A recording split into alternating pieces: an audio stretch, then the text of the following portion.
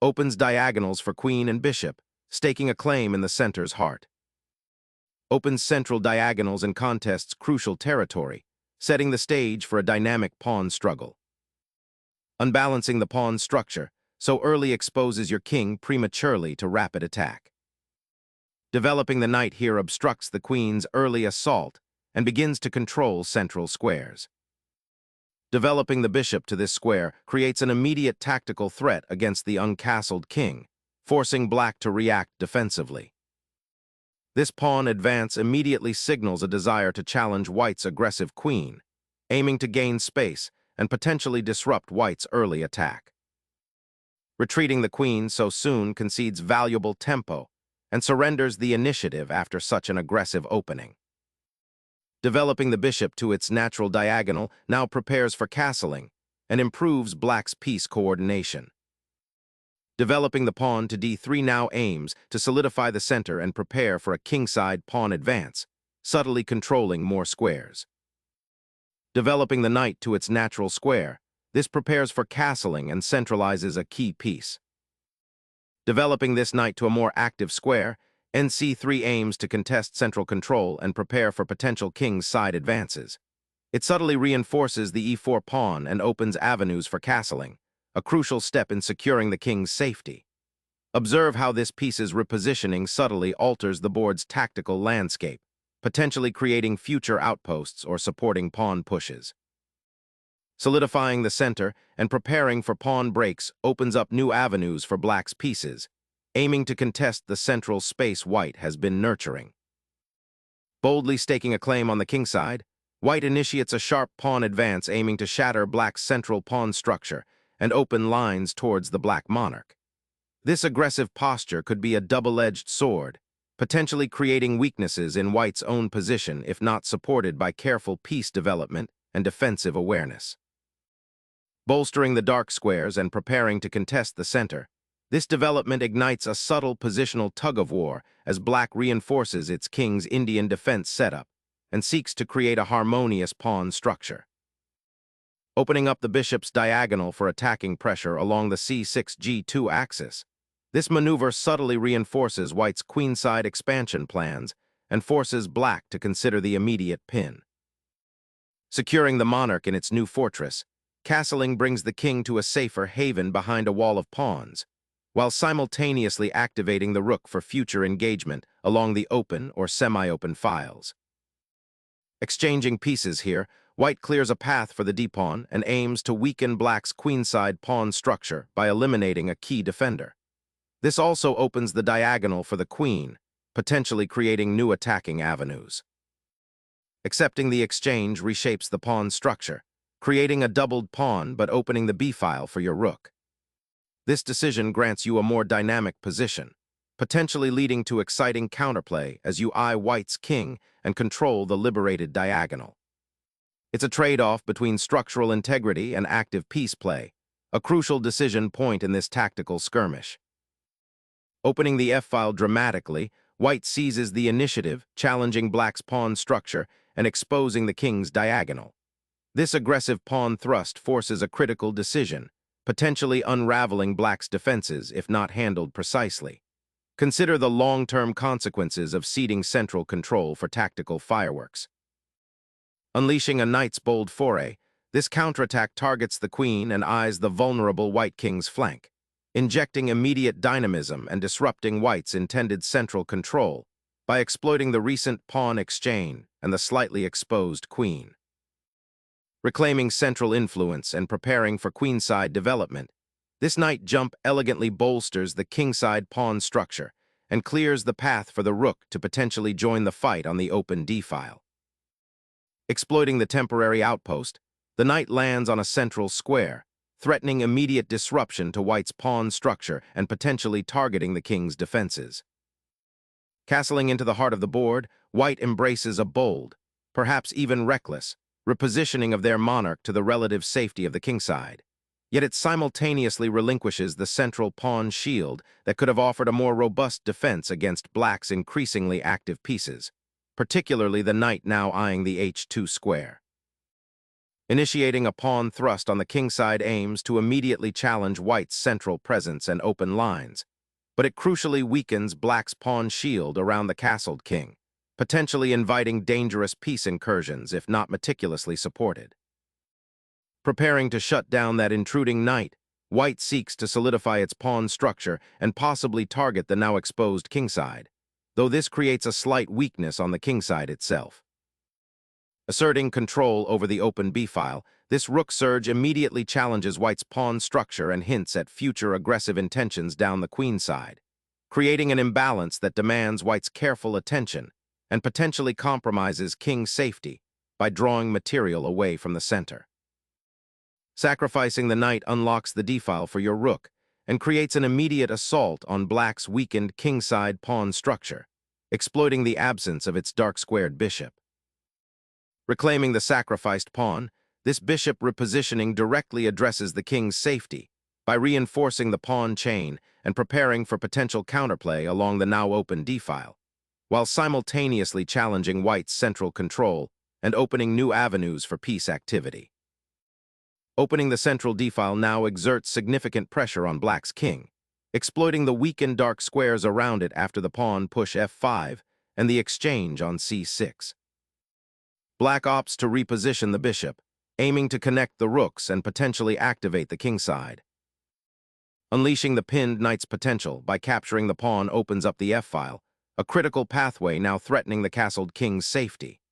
This aggressive thrust sacrifices material in the short term to disrupt black's defensive structure, creating immediate tactical opportunities. The idea is to exploit the weakened king's position before black can consolidate their material advantage and solidify their defenses. Reclaiming the pawn on f5 solidifies black's central presence and reactivates the bishop from its previous defensive post, preparing to exploit the slightly weakened light squares around white's king. This pawn advance, b3, subtly aims to curb black's queenside expansion while preparing a slow buildup, potentially leading to a queenside majority if black isn't careful to avoid falling into pawn structure weaknesses. Harnessing the central open files, black aims to disrupt white's coordination and exploit the king's currently exposed position by shifting the queen towards the kingside assault. Unleashing the rook from its passive perch, white aims to seize the open f-file, creating immediate pressure along that crucial corridor leading directly towards black's castled monarch and potentially forcing a response to defend the weak f7 square.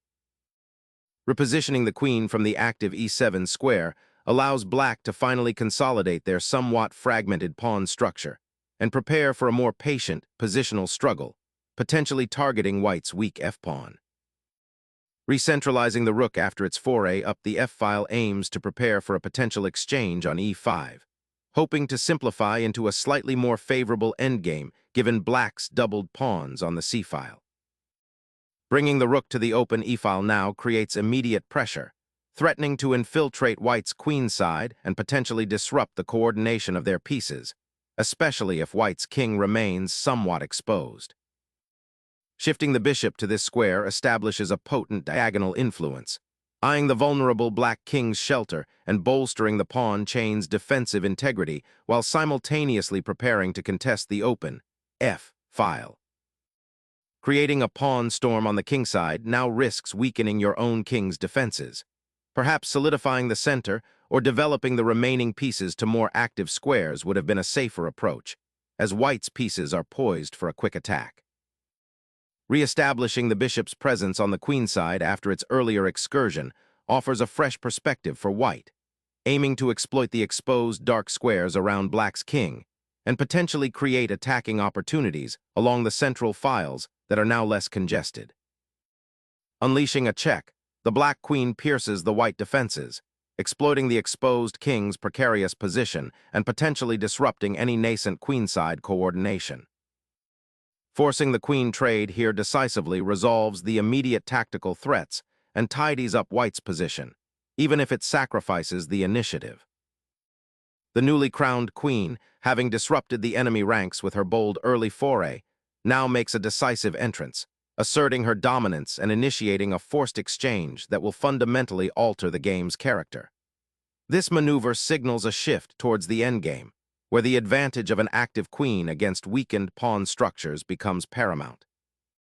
Securing the monarch behind a pawn shield, white aims to untangle his pieces and prepare for the inevitable struggle for central control, while black's queen aggressively probes, potentially overextending its reach and leaving its own king vulnerable to a future onslaught.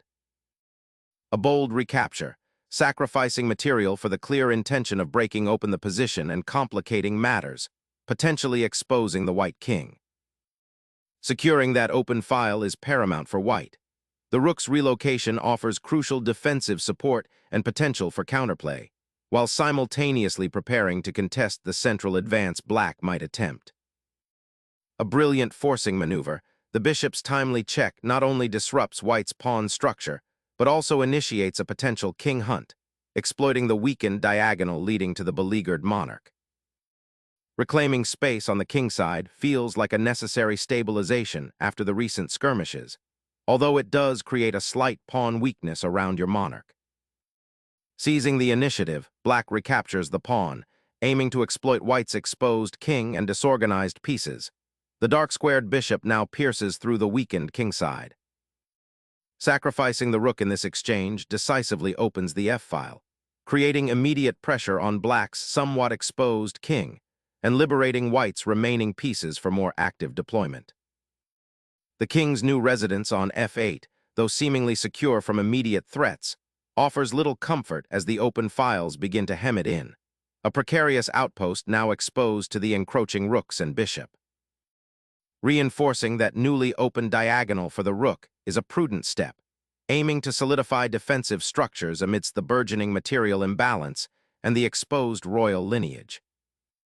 Capturing the rook on a1, though superficially tempting for material gain, completely ignores the looming threat of the white bishop on b2, which is now perfectly poised to deliver mate on g7 after a simple advance of the c-pawn. This greedy decision exposes black's king and overlooks a critical defensive task. Snatching the rook transforms this into a purely material endgame where white is 2 pawns up, a decisive advantage.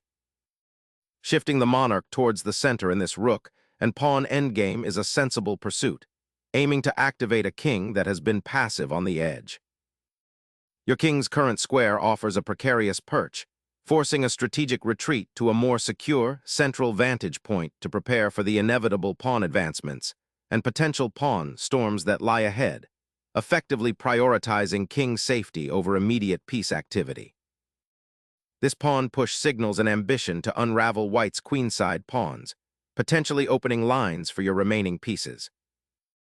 The bishop repositioning here aims to solidify the pawn chain and offer some passive defense to the c3 knight, but it feels like a missed opportunity for more active counterplay. Given black's advanced kingside pawns and the open g-file, a more dynamic approach might have been to utilize the recently opened queen file to challenge black's control, or perhaps even consider pushing the h-pawn to create counter-threats. This cautious retreat sacrifices some initiative and allows black to continue their development unimpeded, potentially leading to a more constricted position for white. Shifting the king's focus toward the queen side now aims to exploit the open files and potentially create a passed pawn, but it risks leaving the king exposed to further checks down the d-file should white manage to activate their bishop. Activating the knight towards the queen side, the white cavalry eyes the weak pawns and seeks to disrupt black's consolidation. The bishop's aggressive sortie creates a fork, threatening the king and the undefended knight, forcing white into a difficult decision about how to protect their material. Unveiling the king, a bold declaration of intent, signals white's readiness to embrace the endgame's stark realities, seeking active participation rather than passive defense. Pushing the pawn creates an immediate pawn chain, aiming to control the h-file and potentially disrupt white's knight outpost. Opening the g-file promises a direct confrontation, but it also exposes your monarch to the g-pawn's former protection, a significant positional concession. A bold capture, relinquishing pawn structure for a potential onslaught against the king. Opening the bishop's diagonal to pin the knight against the rook is a significant positional concession, creating a weakness on the king side that black can now exploit with newfound freedom. King recapture opens a direct diagonal for your remaining bishop, promising active play. Unlocking the queenside pawns is a primary objective now, aiming to generate activity and potentially a passed pawn against black's somewhat passive structure. The bishop now embarks on an active centralizing journey, aiming to exploit the exposed white king and potentially create new attacking pathways by repositioning itself to a more influential diagonal. Repositioning the king to the relatively safer square is a sensible retreat, aiming to avoid further exposure on the already compromised kingside and prepare for the looming endgame complexities. The black king, having marched bravely forward, now becomes the central nexus of power, its presence on d4 forcing white's pieces into a defensive posture. Challenging the bishop's domain and creating a pawn majority on the queenside aims to stifle black's potential counterplay and gain valuable space. The bishop's repositioning to c2 creates a powerful new diagonal threat, aiming directly at white's recently activated knight on a4 and potentially opening lines towards the king in the future. Repositioning the knight to b2 seems to be an attempt to outflank the extended black pawn chain, perhaps aiming to create a future outpost on c4 or d3, once the pawns are no longer a barrier, though it does surrender the active central influence that n4 briefly offered. The black bishop, having completed its journey across the board, now aims to solidify its claim over the central squares, preparing to disrupt white's rook and knight coordination and potentially create weaknesses in the pawn structure.